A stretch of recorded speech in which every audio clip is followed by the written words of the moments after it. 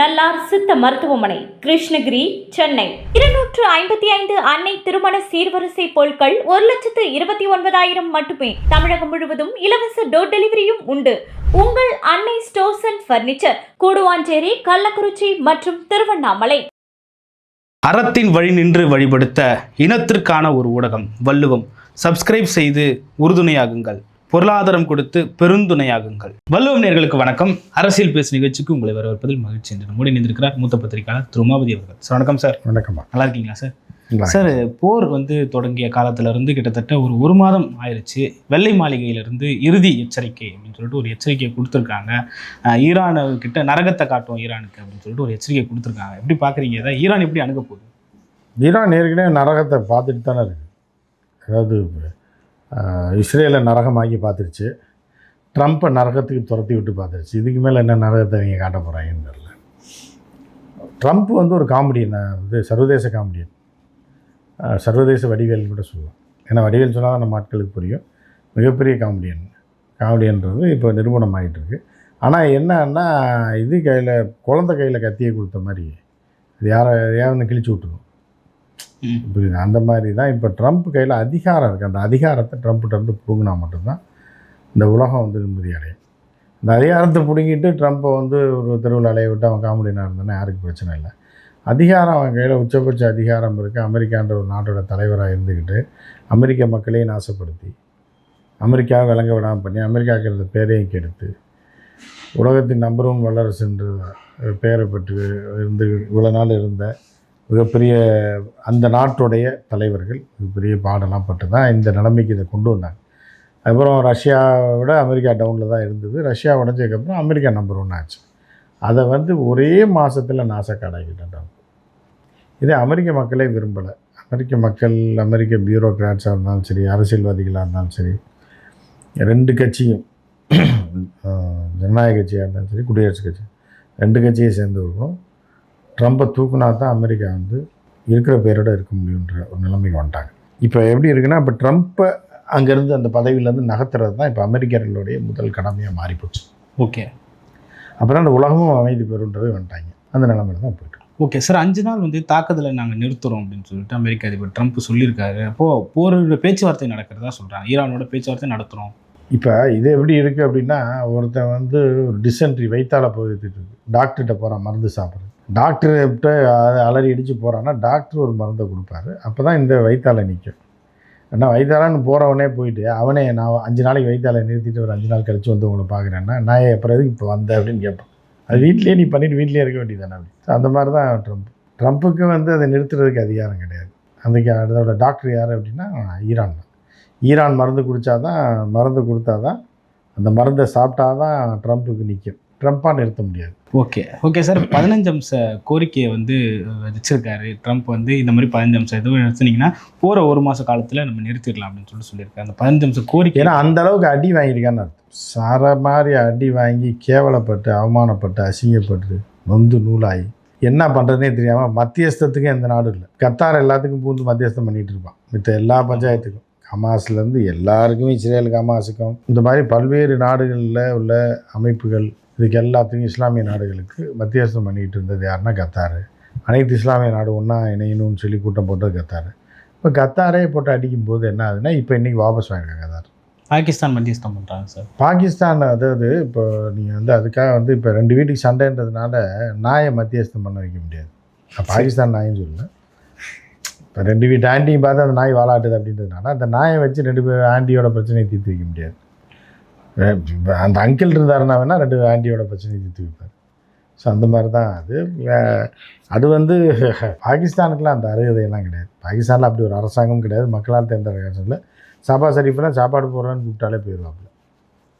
3 நாளைக்கு ரொட்டியும் பிரியாணியும் போடுறோன்னு போனாலும் சபா ஷரீஃப் அப்படி இருப்பட்ட தலைவர் தான். சபா ஷரீஃபெல்லாம் வச்செல்லாம் ஒன்றும் அமெரிக்க சும்மா பேருக்கு மிச்சர் சாப்பிட்ற ஒருத்தன் வேணும்னு எதிர்பார்க்குறாங்க. அதுக்கு சபா ஷரீஃபை செட் ஆகும்னு சொல்லி ட்ரம்ப் நினைக்கிறாப்புல.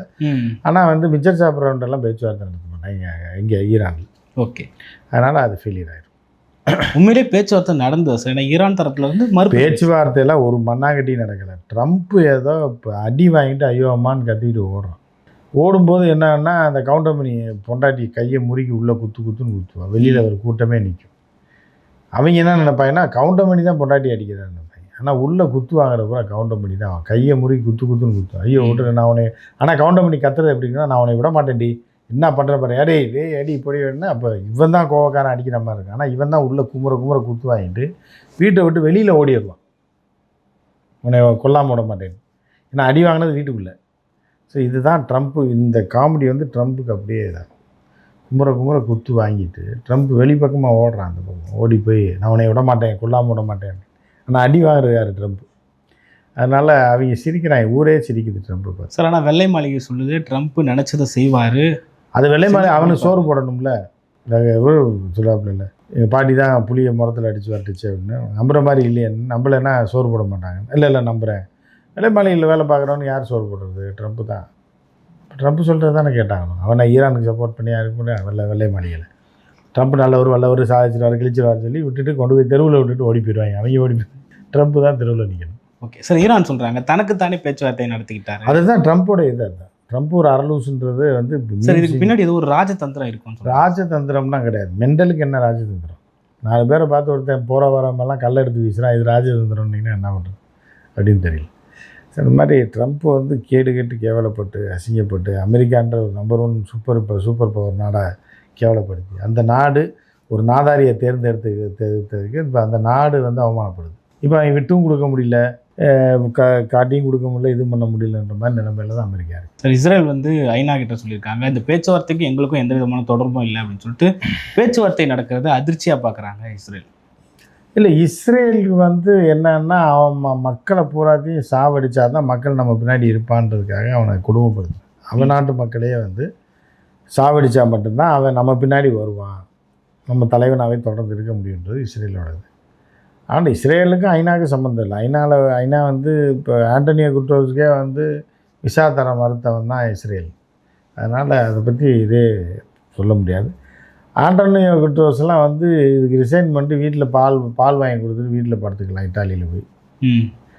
வந்து ஒரு நாட்டில் ஒருத்தன் புகுந்து ஏவுகணை தாக்குதல் நடத்தி அந்த நாட்டுடைய தலைவரை கொல்றான், அதுக்கு ஒரு மயிறு வாயை திறக்கல ஐநா இன்றைக்கி வரைக்கும். அதற்கப்புறம் அந்த நாட்டில் புகுந்து அணு ஆயுத மையத்துன்னு சொல்லி சும்மா பொய்யா ஒன்று சொல்லி ரிசர்ச் சென்டரை தாக்குறான், அதுக்கு ஒரு மயிறு பேசலை, எந்த வாயும் திறக்கலை. இப்போ பக்கத்து நாடுகளை அடிப்பதை ஈரான் நிறுத்த வேண்டும் அப்படின்றான்னா அப்போ எவ்வளோ மானங்கட்டவன் நடந்தாங்க. அப்போ சோத்துக்காக அமெரிக்கா போடுற எலும்பு துண்டுக்காகவும் எச்சைக்காகவும் ஒரு எச்சத்தனமாக தான் ஐநா இருக்குன்றது எல்லாருக்கும் விட்ட வெளிச்சமாக இப்போ இல்லை, ஏற்கனவே தெரிஞ்சு போச்சு.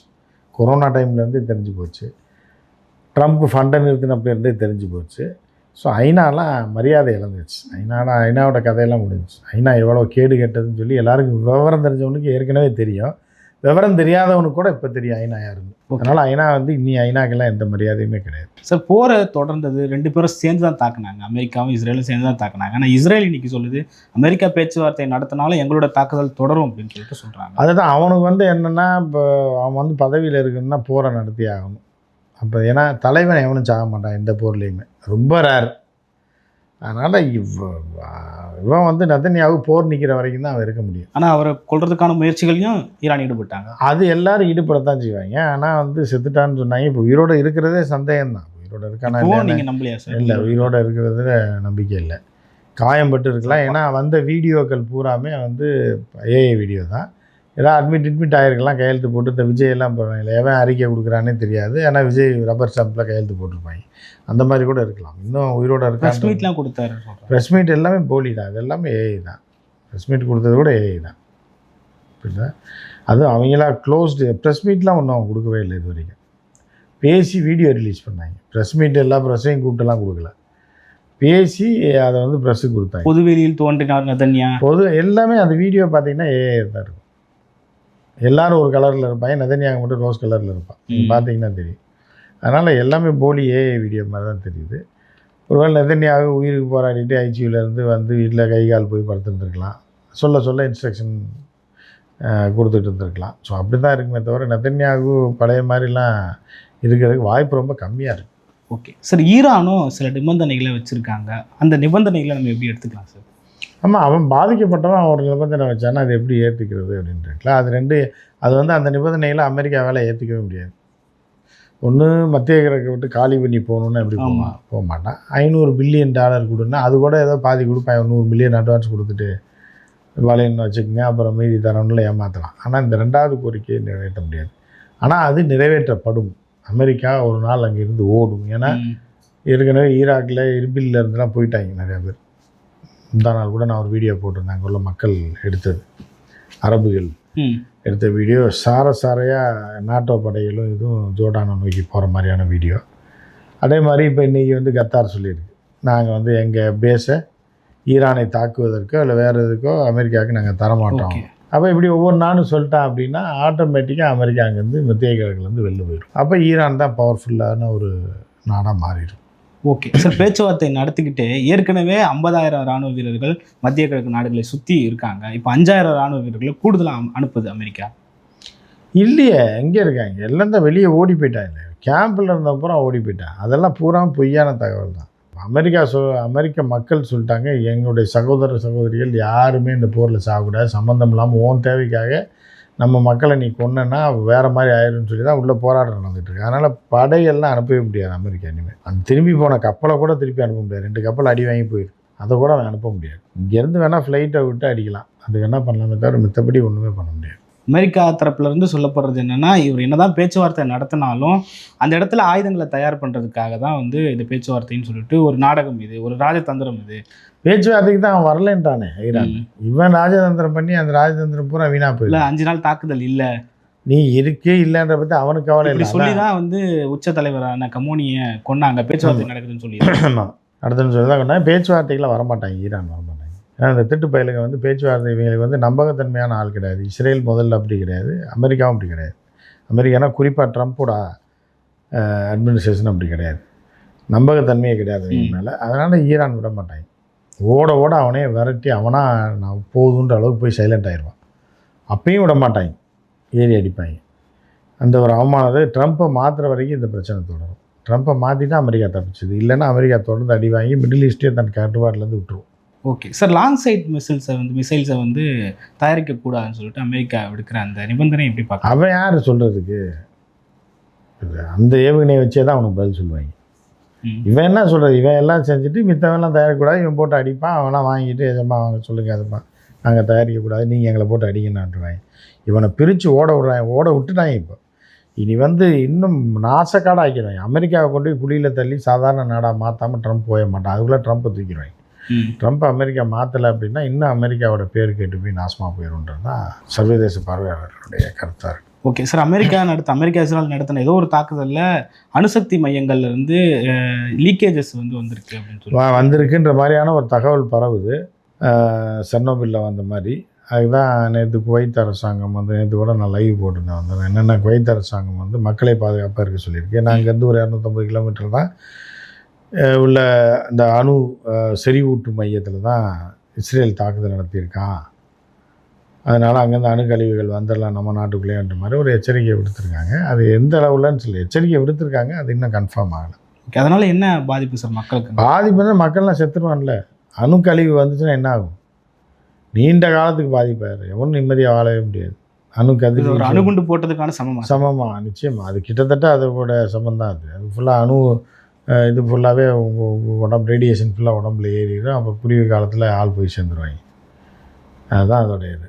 ஓகே சார், அமெரிக்காவில் இந்த மாதிரியான ஒரு தாக்குதல் நடத்துறதுனால ட்ரம்ப்புக்கு இருந்த அந்த செல்வாக்கு 40%-லேருந்து 36% குறைஞ்சிருக்கு சார். இது எப்படி பார்க்குறீங்க? ட்ரம்ப் செல்வாக்கு இன்னைக்கு தான் சொல்கிறீங்க நீங்கள்? ட்ரம்ப் செல்வாக்கு குறைஞ்சி ரொம்ப நாள். 2 தனியார் அமைப்புகள் எடுத்த அந்த எந்த அமைப்பு எடுத்தாலும் பார்த்தவனே தெரியல. ஒருத்தன் அறக்கிருக்கேன்னு சொல்லி பார்த்தவனே தெரியுது. இந்த சர்வே எடுத்து டாக்டர்கிட்ட கூப்பிட்டு போய் தானே சொல்ல முடியும். மூஞ்சி முயல் பிடிக்கிற நாய் மூஞ்சியை பார்த்தாலே தெரியாது அப்படின்ட்டு அந்த மாதிரிக்காக தான் ட்ரம்ப் ஏற்கனவே மக்களுக்கே தெரியுமே, இது என்ன சர்வே பண்ணி சொல்கிறது. ஓகே சார், கடைசியாக என்னென்னா போர் நிறுத்தம் வருமா இல்லை போர் ஈரான் முடிவை பொறுத்தது. ஈரான் நிறுத்தினா நிற்கும்.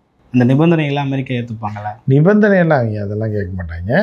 அவங்க போதும்னு அவங்களாம் நிறுத்தினா தான் உண்டு. அதுக்கு என்னென்னா 4 வருஷத்துக்கு தாக்குறதுக்கு அவங்க தயாராக இருக்காங்க. மிடில் ஈஸ்ட் பூரா தொடர் தாக்குதல் நடத்தும். முதல்ல அமெரிக்காக்காரனை வெளியேற்று, அமெரிக்கா கேம்பை காலி பண்ணுன்றது தான் ஆயிடும். அது காலி பண்ணிட்டா போரை நிறுத்திடுவாங்க. போரில் கிட்டத்தட்ட ஈரான் வெற்றி பெற்றுட்டாங்கன்னு எடுத்துக்கலாம். கிட்டத்தட்ட இல்லை, இப்போ ஈரான் தான் இப்போதைக்கு வெற்றி வாகை சூடிட்டு இருக்கு. கிட்டத்தட்டன்னு இல்லை, முழு வெற்றி ஈரானுக்கு தான். ஏன்னா ரஷ்யா இஸ்ரேலை அழிச்சிட்டாங்க, ட்ரம்ப்பை ஓட விட்டாங்க. அந்த 2 கப்பல் உலகத்துலேயே பெரிய கப்பல்னு வந்துச்சு, இது யூஎஸ்எஸ் ஃபோர்டும் ஆப்ரஹாம் லிங்கன், 2மே துரத்தி விட்டாங்க. எங்கே போச்சுன்னே தெரில. அப்படி இருக்கும்போது வெற்றி ஈரானுக்கு தான். ஓகே சார், பல்வேறு கருத்துக்களை பகிர்ந்து கொண்டீங்க. மற்றும் ஒரு கால சந்திக்கும். நன்றி சார். நன்றி, வணக்கம்.